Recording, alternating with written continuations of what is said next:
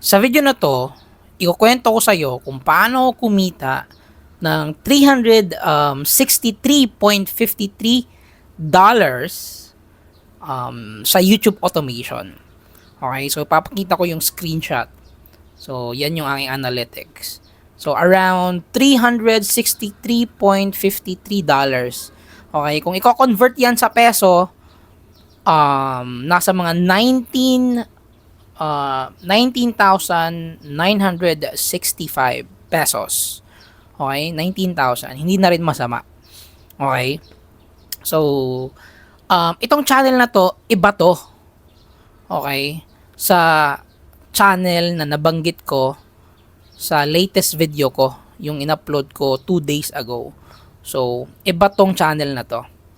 Okay? And ito yung pag-uusapan natin sa video na to. Okay? Kukwento ko lang sa'yo kung paano ko siya pinalaki, okay? Paano ako kumita, paano ako nag-subscribers and everything. Okay? So, para lang ma-inspired ka or kung meron kang pagdududa about sa YouTube automation, hindi ka naniniwala na pwedeng kumita, ang video na to ay para sa'yo. Okay? Para makita mo yung proof na totoo siya, pwede kang kumita, and paano siya gawin. Okay? Yan yung pinaka-importante. Or paano ko siya ginawa. Okay? Kasi ikukwento ko lang yung experience ko sa video na to. Okay? So, kung bago ka pa lang sa channel na to, okay, ako nga pala si Deether. Matagal na ako nag-YouTube, almost a decade na. Marami akong YouTube channel. Kumikita ako sa YouTube automation. Kumikita din ako sa personal na channel, kagaya nito, itong Katawa Family. And yun, gusto ko lang ibahagi yung mga experience ko sa mga manunood. Sa'yo, okay, na nanonood na tong video na to. Anyways, so, Deether, paano ka kumita ng ganyang pera sa YouTube automation? Okay, paano mo siya ginawa? Ang YouTube automation, kung hindi mo pa alam, ito yung mga YouTube channel na mga walang muka, yung mga faceless channel na pwede mo siyang patakbuhin kahit hindi ka lumalabas sa mga videos. Okay? Para siyang naging isang business. Okay? Na pwede mong patakbuhin kahit wala ka, pwede kang mag-hire, gumawa ng sistema para patakbuhin siya ng hindi ka kailangan. Okay? Para siyang business. Okay? Faceless YouTube channels or YouTube automation, yan yung tawag. Okay? So, dito paano ka kumita ng 19,000? So, eto, gumawa ako ng channel 2 months ago. Okay? 2 months ago to, recently lang to. And yung niche ng channel is storytelling. Okay? Kaparehas ng niche nung binanggit ko sa isang video. Okay? So, yung niche is nasa storytelling. Okay? Filipino or Pinoy. Hindi ko na lang ibibigay yung specific name ng channel para hindi tayo magkaroon ng competition. Okay? So, basta nasa storytelling yung niche. Anyways, so ginawa ko siya 2 months ago. I discovered na sobrang in-demand ng mga storytelling na mga videos. Okay? Kasi aksidente ko lang din nakita sa homepage ko na sobrang daming views ng mga storytelling channel and konti lang yung mga subscribers or kokonti lang sila na gumagawa ng mga storytelling. So, dun ako pumasok. Okay? 2 months ago, gumawa ako ng channel all about storytelling and then gumawa ako ng mga content about storytelling. Okay? Yung mga kwentong, yung mga folklore ng mga kwento, mga ganon. Okay, yung mga kwento ng mga diwata, ganon. Alright, so yun yung aking niche. Now, paano ko ba siya napalaki? So, sa YouTube automation kasi, ngayon, especially sa algorithm ng YouTube ngayon, it's very important na yung video idea mo or yung niche ay in demand. Okay? Dapat maraming tao yung gustong manood. Okay? For example, yun nga sa storytelling. sobrang daming taong gustong manood ng storytelling. Okay? So kaya mabilis ka lang magkakaroon ng views, magkakaroon ng subscribers. Compare, for example, pumasok ka sa niche ng ng basketball or NBA basketball. Pag pumasok ka sa niche na yan, sobrang daming tao na yung nasa niche or sobrang daming channel na yung gumagawa mga NBA videos. Marami kang kakompetensya and yung demand is hindi na masyado ganun kadaming gustong manood. Okay? So, for example, kagaya nito, mga YouTube tips. Kung yung gusto mong pasukin is yung niche ng YouTube tips, sobrang konti na lang yung gustong manood. Okay? And marami ka ng competitors. So, talagang hindi yun maganda or lugi ka doon. So, dapat makahanap ka ng niche na konti lang yung competitor and maraming demand or maraming gustong manood. Okay, so yun yung nangyari 2 months ago. Gumawa ako ng channel all about storytelling. Now, importante din sa akin, sa aking method, na matesting ko muna kung maganda ba yung niche. So, nag-upload muna ako ng mga 15 videos. Okay, nag-upload ako, gumawa ako ng 15 contents, in-upload ko siya, and chinek ko kung marami ba talagang demand or nagkaka-views ba talaga. Okay, so nagka-views naman. What I mean by views is kapag lumampas siya ng at least 1,000 views. Okay, sa 15 na video mo na ginawa, at least merong nag 1,000 views, 2,000 views, 5,000 views. Okay, and dyan mo malalaman kung maganda yung niche or may future yung channel. Okay, so nag-upload ako 15 videos, may result naman, so tinuloy-tuloy ko siya and everyday upload kong ginawa. Okay, nag-upload ako every single day. Now, Dieter, paano mo nagagawa yung content? Okay, paano mo siya napapaganda? So, yung storytelling na niche, ginawa ko siya with the help of AI.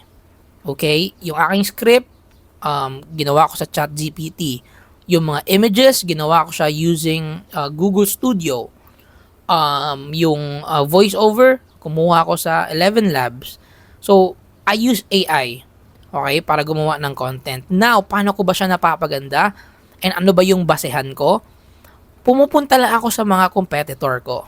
Okay? Sa mga same channel na gumagawa rin ng storytelling and check what they are doing. Kung ano ba yung nag-work sa kanila. Ano ba yung video nila na may maraming views and yun yung ginagawa kong basehan.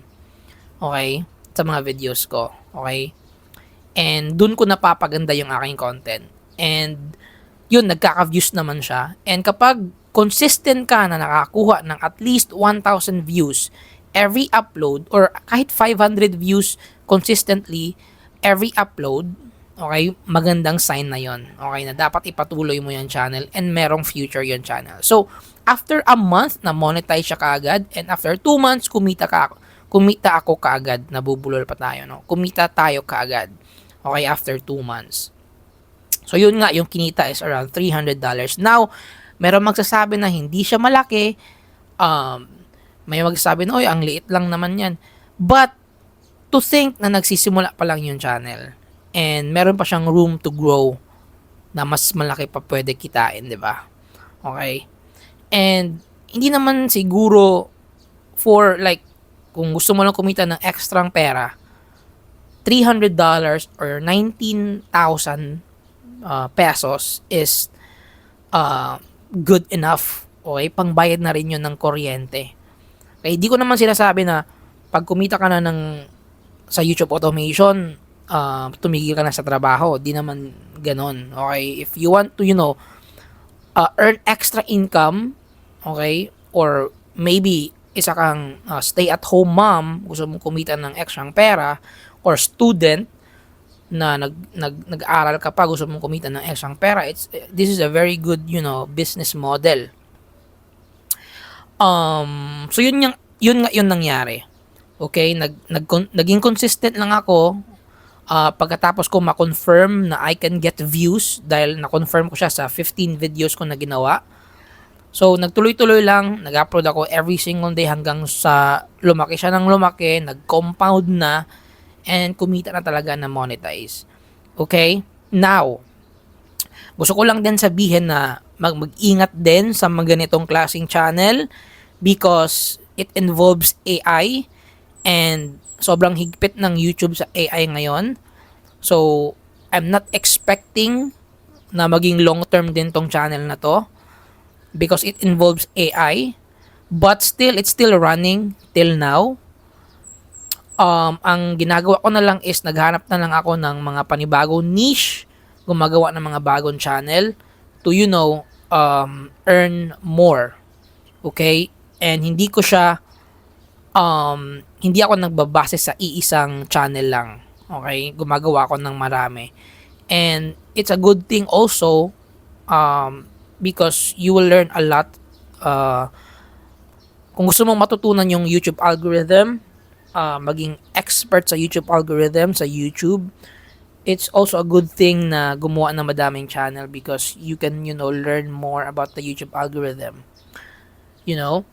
And sa mga gusto na makarinig ng mga basic tips like paano ba tumaas yung retention, tumaas yung CTR. If retention, kung ano yung nagwo-work sa competitor mo, okay, gayahin mo lang. Or for example, sa competitor mo, sa isang video niya, meron siyang 1 million views. Ano ba yung mga ginawa niya sa video na yon? Like, ano ba yung kanyang editing style? Okay, ano ba yung pacing, yung background music and everything? Gayahin mo lang. Okay, i-replicate mo lang. Huwag mong i-re-upload but replicate. Okay, replicate the style. Sa thumbnail naman, ganun lang din sa CTR. If you want to boost your CTR, punta ka sa competitor mo, i-check mo kung ano yung mga videos na may maraming views, and then you just replicate or copy the style. Ganun lang kasimple. Kasi ang YouTube algorithm ngayon, ganito kasi siya nag-work. Kung ano yung mga videos or video idea na may maraming views or in demand, yun lang din. Okay? Like for example, may nakita ka na video na may 500,000 views in just 2 weeks lang. Bago lang siya na-upload, 2 weeks or 1 week. That means na yung video idea na yan is very in demand. Maraming taong gustong manood. So, you should create same video. Like, same topic. Okay? Or same video idea. Ganon nag-work sa YouTube ngayon. Kung ano yung gusto ng tao, yun din yung gustong i-promote or bigyan ng impressions ng YouTube algorithm ngayon. Okay? Trust me, ganon siya nag-work ngayon. Okay? I know na yung video na to, hindi siya magkakaroon ng views. Because yung video na to is just me talking about my experience. Okay? Hindi ko binase yung video na to sa kung ano yung gusto ni YouTube algorithm or kung ano yung trending. I just created this video. I just want to share my experience. Okay? So, I won't expect na madaming views tong video na to. And I just really want to, share my experience. And genuinely, share kung ano yung mga natutunan ko and kung ano yung kinita ko, and that's it. Okay? So, sa channel na, sa niche kasi na to, itong YouTube tips na niche or paano kumita na niche or freelance niche, sobrang daming mga influencer na. So, nahihirapan na akong sumabay sa niche na to, but I just, want to share my experience. Okay? So, yun na nga. Yun yung nangyari sa aking channel na to. Okay? So, dalawa yung channel ko sa storytelling na niche. Yung isa, kumita ng malaki. And itong bago na channel na to, kumita ng 19,000, which will tataas pa. So, yun.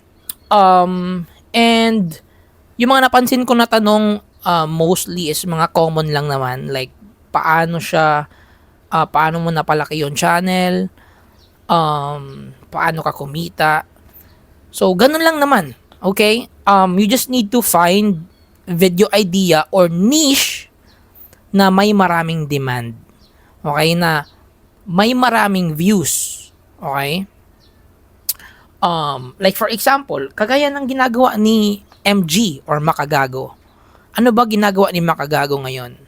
Okay? Ano ba yung strategy na?